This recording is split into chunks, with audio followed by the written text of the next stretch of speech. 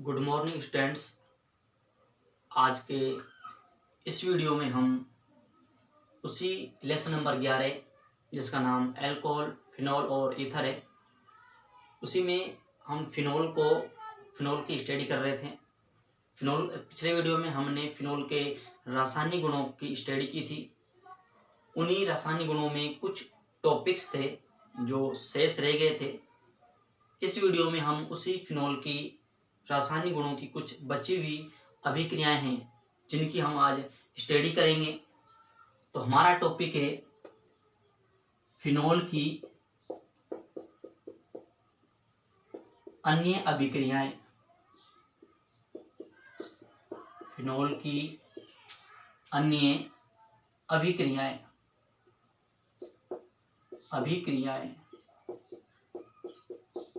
तो यहाँ पर हमारा टॉपिक है फिनॉल की अन्य अभिक्रियाएं।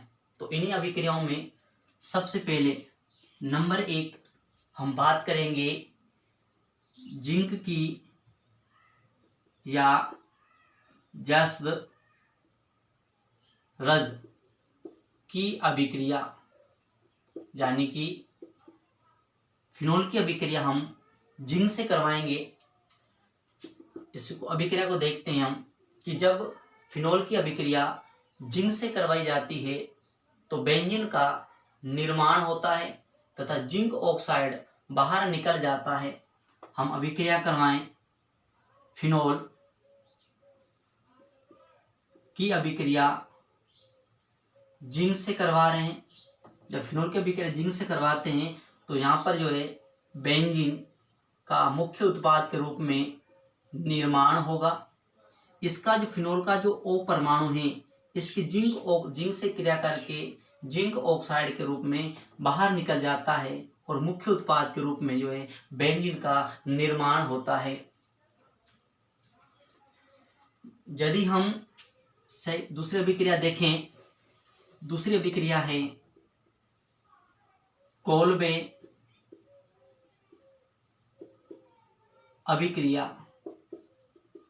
कोल्बे अभिक्रिया जो बहुत महत्वपूर्ण, हम इसे बोल सकते हैं कि मोस्ट अभिक्रिया है कोल्बे अभिक्रिया।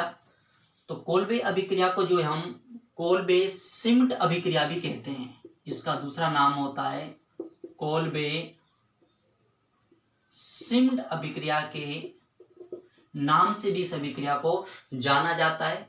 अब होता है कि इसमें हम अभिक्रिया से इसको समझ सकते हैं कि जब फिनॉल की अभिक्रिया, फिनॉल लेंगे कि जब फिनॉल की अभिक्रिया सोडियम हाइड्रोक्साइड NOH से करवाई जाती है तो सोडियम फिनोऑक्साइड का निर्माण होता है। यहाँ पर जो है सोडियम फिनोऑक्साइड बनेगा।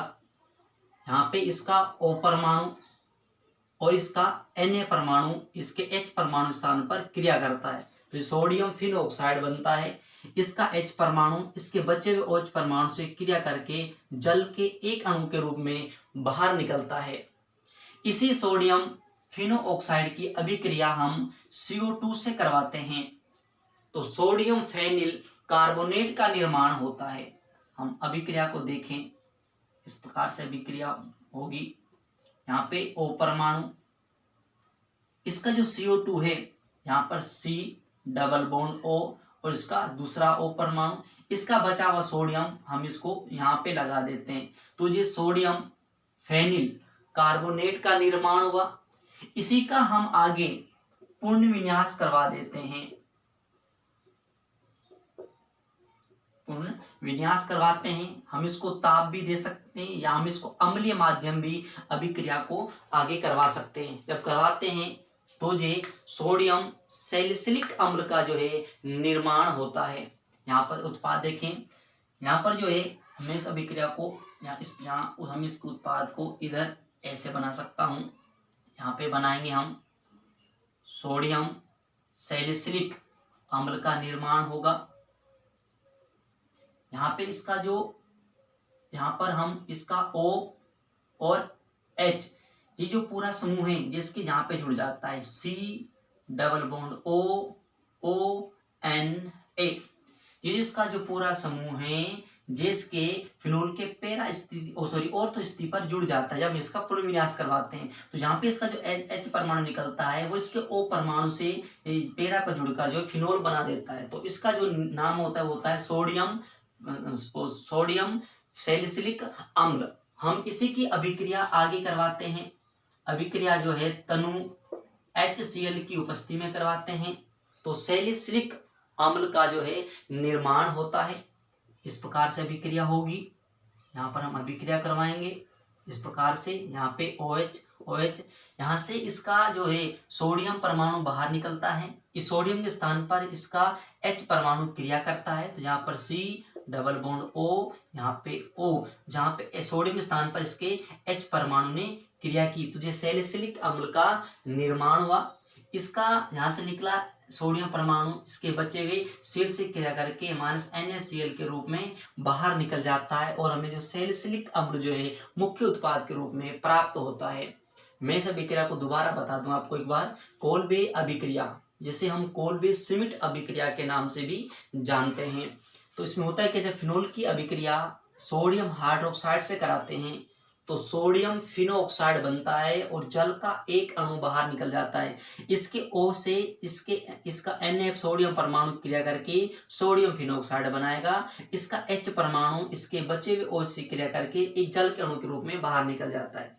इसी सोडियम फिनोऑक्साइड की हम जो CO2 से अभिक्रिया करवाते हैं तो सोडियम फेनिल कार्बोनेट का निर्माण होता है। जहाँ पे हमने देखा इसका O परमाणु लगा हुआ है, यहाँ पे CO को हमने पहले जोड़ दिया C डबल बॉन्ड O और इसका दूसरा भी O परमाणु। इसका सोडियम परमाणु हमने उसके पीछे लगा दिए थे, सोडियम फेनिल कार्बोनेट बना। इसी का हमने पुनर्विन्यास करवाया, ताप भी दिया। हम इसको अम्लीय माध्यम भी करवा सकते हैं। जब करवाते हैं तो सोडियम सैलिसिलिक अम्ल का जो है निर्माण होता है। यहाँ ये जो पूरा जो समूह है C double bond O Na, जो पूरा समूह जो है जो फिनोल के ऑर्थो स्थिति पर जुड़ जाता है और जहाँ पे ये समूह जुड़ता है वहां से H परमाणु निकलकर इसके O परमाणु से क्रिया करके फिनोल बनाता है। इसका जो पूरा नाम बनता है वो होता है सोडियम सैलिसिलिक।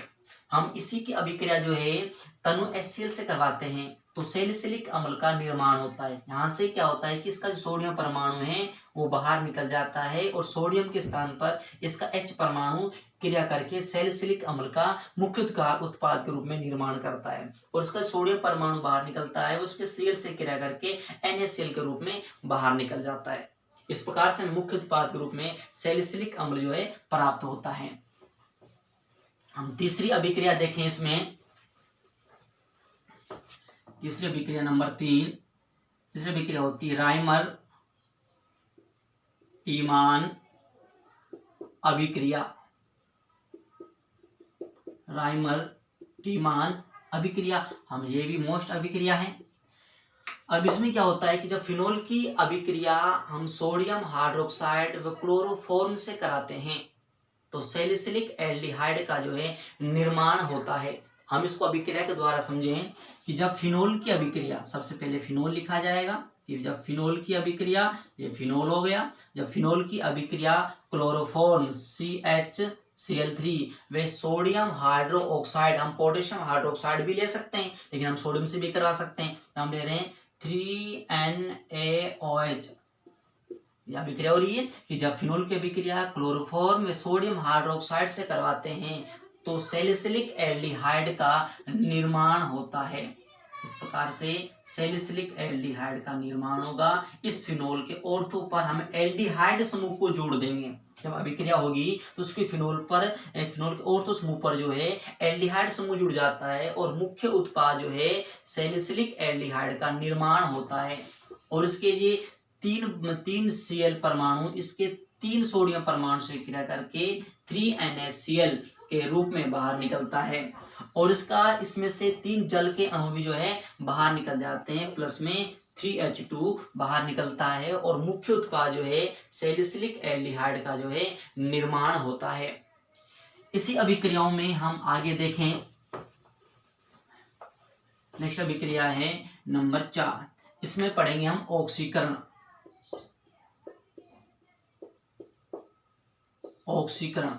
इसमें देखें कि जब फिनोल का ऑक्सीकरण क्रोमिक अम्ल की उपस्थिति में किया जाता है तो पैरा बेंजोक्विनोन का निर्माण होता है। अभिक्रिया देखें कि जब फिनोल की अभिक्रिया का ऑक्सीकरण, जैसे फिनोल का ऑक्सीकरण करते हैं, ऑक्सीकरण जो है क्रोमिक अम्ल या हम कह सकते हैं क्रोमियम ऑक्साइड या पोटेशियम क्रोमेट की उपस्थिति में भी करवा सकते हैं। जब फिनोल का ऑक्सीकरण करवा रहे हैं, क्रोमिक अम्ल या सोडियम क्रोमेट की उपस्थिति में करवा रहे हैं, तो पैरा बेंजोक्विनोन का निर्माण होगा। इस प्रकार से उत्पाद बनता है जब विक्रिया होती है। यहाँ पे जो है इसका जो O परमाणु है इसके पैरा पर डबल बॉन्ड O जुड़ जाएगा और इससे O परमाणु जो है इसके पैरा पर भी डबल बॉन्ड बनाकर यहाँ पर O परमाणु जो है जुड़ जाएगा। जब पैरा बेंजोक्विनोन मुख्य उत्पाद के रूप में प्राप्त हुआ, इसका जो बचा हुआ H परमाणु और जहाँ से भी एक H परमाणु जो है बाहर निकलता है, यानी कि H2 गैस जो है, H2 परमाणु जो है गैस के रूप में बाहर निकल जाता है। इस प्रकार से पैरा बेंजोक्विनोन का जो है निर्माण हो जाता है। हम नेक्स्ट अभिक्रिया को देखें। इसमें नंबर 5 देखें, अमोनिया के साथ अभिक्रिया। हम फिनोल की अभिक्रिया अमोनिया के साथ करवाएंगे। तो क्या होता है कि जब फिनोल की अभिक्रिया अमोनिया से HNH2, अमोनिया सूत्र होता है NH3, हम इसको HNH2 लिख सकते हैं। फिनोल अभिक्रिया अमोनिया से करवाते हैं। अभिक्रिया जो है जिंक क्लोराइड व 573 केल्विन ताप पर कर की जाती है। तो इसका जो अमीनो समूह है वो इस फिनोल पर जो है जुड़ जाता है। यानी कि हम इस अभिक्रिया को में इस प्रकार से बना सकते हैं, या हम इसको इस प्रकार से भी मैं बनाना चाहूँ तो हम इसको ऐसे बना सकते हैं, जिससे आप समझने में आसानी हो। जिसका C6H5OH ये जो है फिनोल है, इसकी अभिक्रिया करवा रहे हैं हम अमीन से अमोनिया से HNH2, जिसका सूत्र हम लिख सकते हैं NH3 भी होता है अमोनिया का। अभिक्रिया जो है जिंक क्लोराइड वे 573 केल्विन ताप पर करवाएंगे। तो इसका जो अमीनो समूह है वो इसके OH परमाणु पर जुड़कर जो है एनिलीन का निर्माण करता है।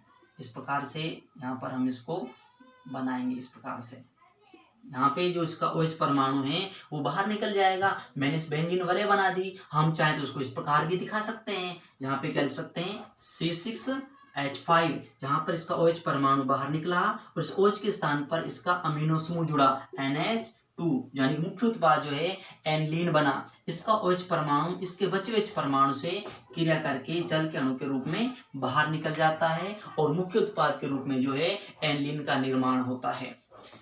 नेक्स्ट अभिक्रिया देखें हम नंबर 6। नेक्स्ट अभिक्रिया में हम बात करेंगे PCl5 के साथ अभिक्रिया, जिसका नाम होता है फास्फोरस पेंटाक्लोराइड के साथ अभिक्रिया। इसमें भी हम फिनोल की अभिक्रिया करवाएंगे। अभिक्रिया देखें कि जब फिनोल की अभिक्रिया PCl5 फास्फोरस पेंटाक्लोराइड फिनोल है, इसकी अभिक्रिया जो हम PCl5, मैंने फिर वो बेंजीन वाले के रूप में फिनोल को बनाया। हम चाहे तो उसको ऐसे भी लिख सकते हैं, समझने में आसानी हो। C6H5OH फिनोल की अभिक्रिया जो है हम PCl5 से करा रहे हैं, फास्फोरस पेंटाक्लोराइड से, तो क्लोरोबेंजीन का निर्माण होगा। यहाँ पे इसका OH परमाणु बाहर निकलता है और इस OH के स्थान पर इस PCl5 का एक Cl परमाणु क्रिया करके क्लोरोबेंजीन मुख्य उत्पाद के रूप में बनाता है। यहाँ पे C6H5 इसका OH बाहर निकला तो यहाँ पर जो इसका एक Cl परमाणु जुड़ा तो जो मुख्य उत्पाद बना क्लोरोबेंजीन। इसके बाद C6H5 बड़ा, ठीक है, इसका एक P परमाणु और इसका एक O परमाणु और इसके 3 Cl परमाणु, तो POCl3 भी बाहर निकलता है। इसका एक Cl परमाणु बचा हुआ है जो इसके एक H परमाणु से क्रिया करके HCl के रूप में बाहर निकल जाता है और मुख्य उत्पाद जो है क्लोरोबेंजीन का निर्माण होता है। आज की वीडियो में हम इतना ही पढ़ेंगे। अभी इसकी कुछ अभिक्रियाएं शेष हैं, वो हम आपको नेक्स्ट वीडियो में बताएंगे, उनकी स्टडी करवाएंगे। उसके साथ ही हम फिनोल के उपयोग करवाएंगे।